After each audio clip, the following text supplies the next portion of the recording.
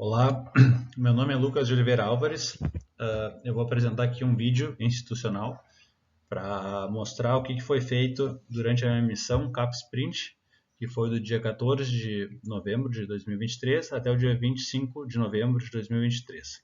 Então, meu nome é Lucas de Oliveira Álvares, eu sou professor do Departamento de Biofísica da URGS e do Programa de Pós-Graduação em Neurociências, e eu fui visitar o laboratório do professor Mário Penzo, no National Institute of Mental Health, que é um braço do National Institute of Health, NIH.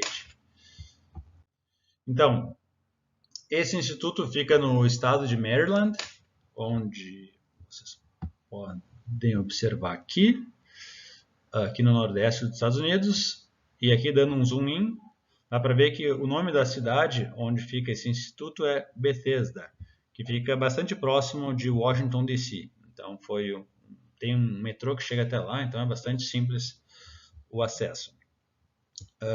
O campus do NIH, ele é um campus formado por cerca de 75 prédios. Os prédios têm alguns tópicos de pesquisa mais específicos, por exemplo, o lugar onde eu fiquei todo o tempo, onde ficava o laboratório, os laboratórios, né, que eu visitei, é aqui no Neuroscience Research Center. Então, todo esse building, todo esse prédio aqui, ele é só de pesquisa em neurociências. Então, é um órgão público, então tem uma série de burocracia, que é um pouco maior do que em universidades normais, né? Então, por exemplo, cada dia eu tinha que passar por detectores de metal e dizer onde é que eu ia e receber uma autorização. Daí eu ia caminhando, dava cerca de uns 10 minutos caminhando até o laboratório. Muito bem, a minha missão ela tinha 3 objetivos principais, tá? Que era de consolidar algumas colaborações que eu já tinha, fazer umas novas colaborações, né? Prospecção de futuros projetos e, principalmente, aprender algumas técnicas, tá? Então, uma das técnicas que eu queria aprender para implementar no meu laboratório se chama FOSS Trap, que ela é o seguinte, ó. A partir de camundongos transgênicos, do cruzamento de 2 camundongos, um que é um camundongo transgênico que tem a transgenia que é controlada por um promotor de CFOS, que é um promotor que é ativado quando o neurônio tem uma alta taxa de disparo. Tá? Ou seja, quando o neurônio está ativo num determinado momento, vai expressar CFOS, que é um fator de transcrição, que vai se ligar no promotor de CFOS, que vai sintetizar uma recombinase. Tá? É uma recombinase especial porque ela é acoplada a um receptor de estrógeno. Tá? Esse receptor de estrógeno, como qualquer proteína, ela é traduzida do lado de fora do núcleo, né? E depois, como tem esse receptor de estrógeno, na presença de um fármaco que se chama tamoxifeno, ela entra de volta para dentro do núcleo. Tá? E aí, o segundo camundongo transgênico é um que possui um repórter fluorescente, aqui no caso é o TD Tomato, ou seja, é uma fluorescência vermelha. Então, quando essa recombinase entrar para dentro do núcleo, ela vai remover esse stop, que é o que impede com que a fluorescência seja normalmente expressa. E aí acontece algo bastante interessante, que é que esses neurônios que foram ativados naquele momento, naquela experiência, por exemplo, para a formação de uma nova memória, eles vão ser permanentemente marcados. Tá? Então a gente vai saber o traço físico da memória, ou seja, aquela população de células que representa aquela memória. Tá? E isso abre um leque muito grande de possibilidades de pesquisa no meu laboratório. E uma outra coisa importante que eu queria aprender também é uma técnica que se chama a quimiogenética. Tá? Então, a partir de vetores virais, algumas células que são transfectadas por esses vírus vão expressar DRED. Tá? DRED se chama Designer Receptor Exclusively Activated by Designer Drug. Ou seja, é um receptor artificial que tem de dois tipos, um excitatório e outro inibitório, que não são normalmente ativos por neurotransmissores endógenos, mas sim por uma droga específica, que se chama o CNO. Tá? Então, no construto desse vetor viral, vai haver um receptor inibitório ou excitatório, tá? Que vai poder ser regulado, ou seja, esses neurônios vão poder ser ativados ou silenciados por uma droga. Tá? E acoplando aquela técnica que eu tinha falado anteriormente, tá?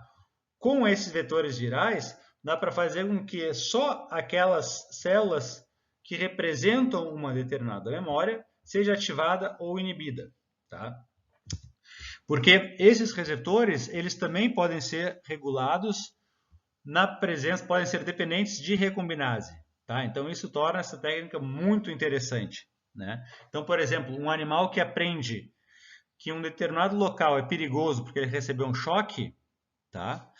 E essas células são marcadas e essas células vão expressar um receptor excitatório, por exemplo. Então, depois, num outro momento qualquer na vida desse animal, em um outro contexto, se ele recebe esse CNO, ele vai expressar aquele pensamento, vai expressar aquela memória e vai mostrar uma resposta de medo. Então, tu pode controlar o que o animal está lembrando com essa técnica. Então, isso torna, abre um leque muito grande de possibilidades para futuros projetos. Tá? Então, eu tive que aprender muita coisa sobre como, por exemplo, como é o manejo de camundongos. Tá? Porque eu não trabalho com camundongos transgênicos no meu laboratório, na verdade eu não trabalho com camundongos, só com ratos. Então, eu tive que aprender bastante coisa, desde do manejo básico até as cirurgias e os experimentos, né, que são um pouco diferentes, já que os camundongos são 10 vezes menores do que os ratos.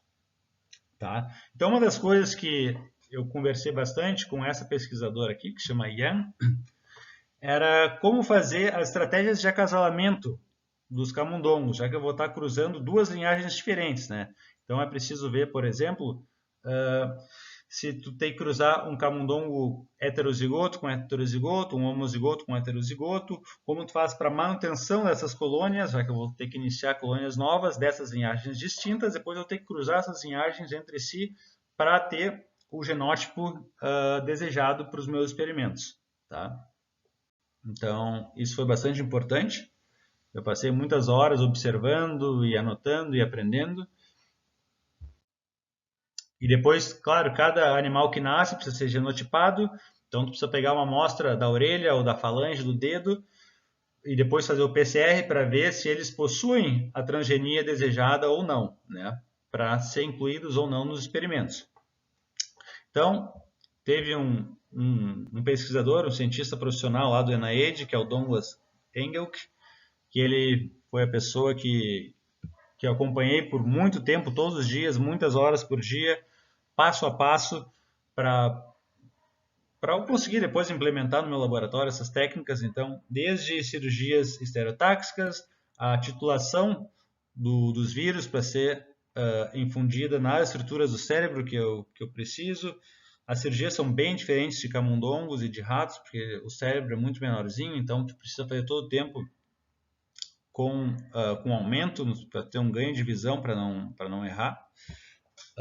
A diluição dos fármacos utilizados, como o tamoxifeno e o CNO, e toda a parte comportamental mesmo. Tá? Então, eu fiquei horas observando os experimentos, anotando cada detalhe e fazendo experimentos também, né? E fui ganhando experiência e isso foi essencial, esse aprendizado para mim. Então, aqui está um corte de um dos camundongos que a gente fez. Então, como eles possuem os marcadores fluorescentes, então dá para ver direitinho onde o vírus foi injetado e as projeções neuronais, né, onde o corpo desses neurônios estão localizados, projetam seus axônios para diferentes alvos. Então, isso tudo pode ser visto. Isso aqui, por exemplo, é um corte coronal de um cérebro de camundongo. Esse camundongo ele passou por uma perfusão intracardíaca, né, para o tecido ser fixado, depois cortado no criostato, para depois ser verificado a fluorescência no microscópio. Então, além da parte mais prática, assim, de laboratório, eu tive muitas e muitas reuniões de trabalho com pesquisadores da TANS dentro da minha área, né, de estudo no meu laboratório, que é a memória. Eu apresentei um seminário mostrando todos os resultados dos nossos projetos, a gente discutiu bastante, provavelmente vai sair alguma colaboração